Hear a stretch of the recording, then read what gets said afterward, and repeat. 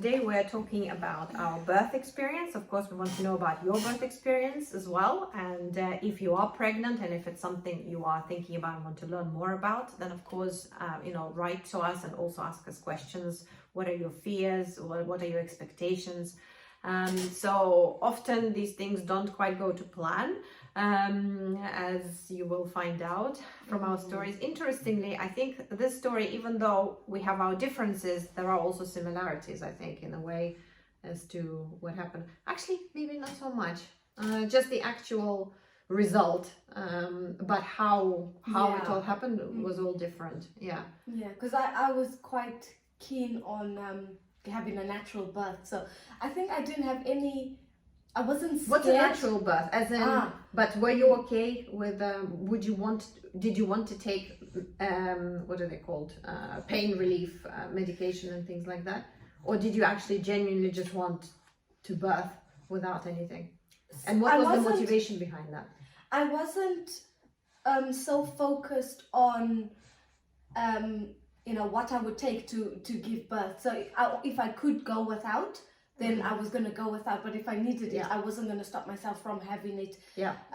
So that I kind of went into it, just whatever happens, happens. Okay. I was just going with the flow because I know that these things don't go to plan. So I wasn't trying to fixate on one thing and then be disappointed at the end of it. So I was just like, I'm just going to go with the flow, whatever happens. And I wasn't scared. I wasn't worried. So for me, it was the opposite. I like to fixate on things. So I certainly fixated on how I wanted things. Of course, it didn't go to plan. So with the first birth, I was 41 weeks. I hear that actually it's normally a pregnancy is actually longer than 9 months, and it's really strange that it's still fixed at 9. It's and like 10. It's much closer to 10. Yeah, it should this be. is what I was, because when I was counting, I was like, 10 months. But I went in for my appointment. I think this was the 40-week appointment. They checked the stomach, and I was coming up bigger. So in my first pregnancy, I did get a lot of ultrasounds, because every time they measured the stomach with the tape, rather this way, with the tape, it was showing bigger. So they do worry if there's more amniotic fluid, how the baby's developing, and they're too small, too big, too much fluid in the womb. So I did get a few ultrasounds in my first pregnancy. So this was the case the second time round again.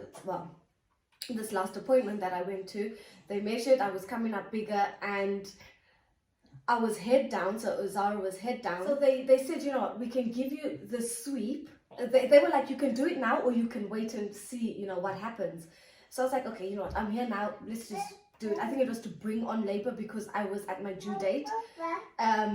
We do have a baby here, so these are the noises you are hearing. Yes, sorry, let me just give you this bottle. Was it uncomfortable, unpleasant? Yeah, I was scared. Not painful or painful? It was painful, but bearable. Yeah.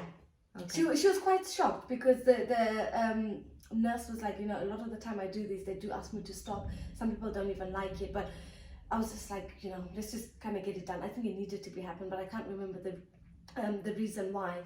So I was like, okay, let's just do it. Okay. And I remember just being on the bed, like biting my teeth, shutting my eyes, and she just did it. And then it was over, pretty quick.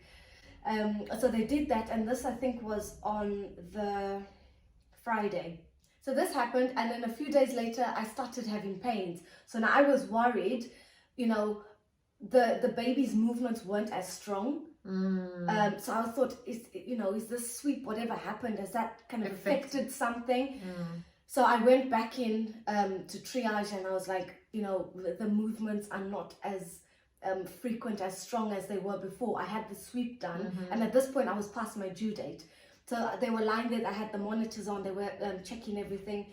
And then I remember one of the doctors came in and they said, you know what, you've gone past your date. And I think I was actually meant to have an induction a few days later, but I'd come in earlier because of the concern of the fetal movement. So yeah, I was meant to go in a few days later, and they're like, you know what, you're here now, you're having these, you're concerned about the movement, let's just break your waters. I was like, okay, let's do it. So I went in, in the morning, and that was it. I kind of just stayed, like that was it then. So I went in, they admitted me, they broke my waters. It kept coming out. I was like, I think I think I'm weeing it. It's like it's messing. So they changed the bed sheets, and then I was lying on the bed and had all the monitors strapped to me, and I was like, I need to poo. They're like, no, that's probably just the baby, pushing down and stuff. I was like, no, I really need to poo. And now I was scared because they're saying this. I'm like, I'm going to sit on the toilet and the baby's going to come, but it felt like I needed to poo. So they're like, okay, go on. I was sitting there and I was all strapped up. I had the cannula ring, and I think I had like an IV in there as well. So anyway, I was sat there, sitting on the toilet, pushing because of the constipation with the iron tablets a bit. So pushing, I was like, oh, this feels really awkward. Like, am I pushing the baby? Am I pushing the poo? Is it both coming out? So anyway, I did the poo. So I told her, I was like, you see, I needed to poo. So then I sat back on the bed, and at this point they checked me, and I was 5 centimeters. I was 3 centimeters, and I still wasn't on, any meds or anything. Then the next time they checked me, I was on 5 centimeters. At this point, I tried to use gas and air, but it wasn't working. I couldn't figure out, like, to make it effective. Like, I didn't know how to suck and release so that it was actually working. I think I was just doing and not kind of taking it in, so that wasn't working. So you were in pain, that's why you were... It started getting uncomfortable at 5, when I was 5 centimeters. Yeah. The pain was just intensifying, like, so much more. So it wasn't as pleasant.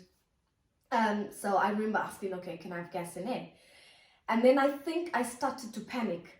So at 5 centimeters, I was like, I'm an epidural.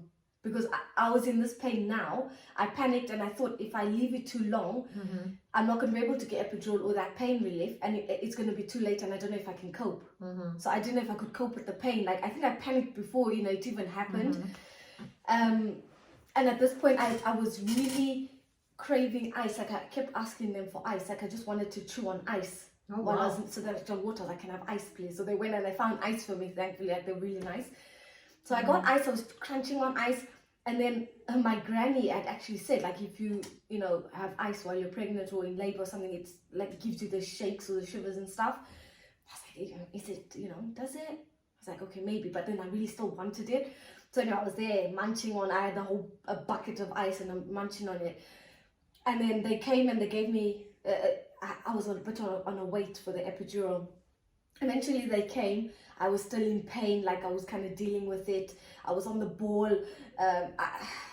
My husband, I'd be like, oh, rub here, because my back was sore. I was like, no, don't touch me. It was a really, like, I wanted it, but I didn't want it, and I was snapping. And the nurse was like, just like, whoa, like, I was kind of going through the motions.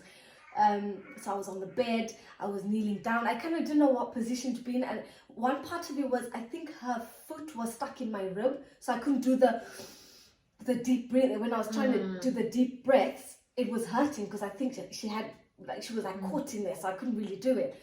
So that was one of the things that was not making me cope as well. Like, I couldn't do the breathing, and I think that's why I panicked. It was just like I couldn't like move. I couldn't dislodge it from my rib. So anyway, the anaesthetist came. No, they came and they spoke about it before, and then they came back to do it. And after they did it, they said that it went wrong the first time. So when they went to inject, I had a contraction, and I told them, but I, was sure to stay still, but they got it in the wrong place. So they injected me 4 times. And one of it was in the wrong place. And at this point I was in pain. I was having the contractions as they were doing it, and I'm like trying to stay still. And then afterwards I was on the bed, so I laid back down on the bed, and after I had the epidural I was really happy because I was hungry, and I thought, oh, maybe I can eat now. They're like, no, you've had epidural, you can't eat. I was like, oh, because I thought I could eat what I wanted and just be like more chilled on the bed. No, it wasn't that. So anyway, I had the epidural. I was hungry. The pain started easing up a bit. I was like, okay, this is good. Like, I was happy, like I was talking and it was bearable. I was thinking, okay, but another thing with that is it does slow down the actual labor. So I was like, okay, anyway, that's fine. And then I started shaking on the bed. Like, I was on the bed and I had like these shivers like all over my body. I don't know if it was from the ice, it was from the infection that I had. And then they were saying that the baby's heartbeat as well was up and down. It was slowing down.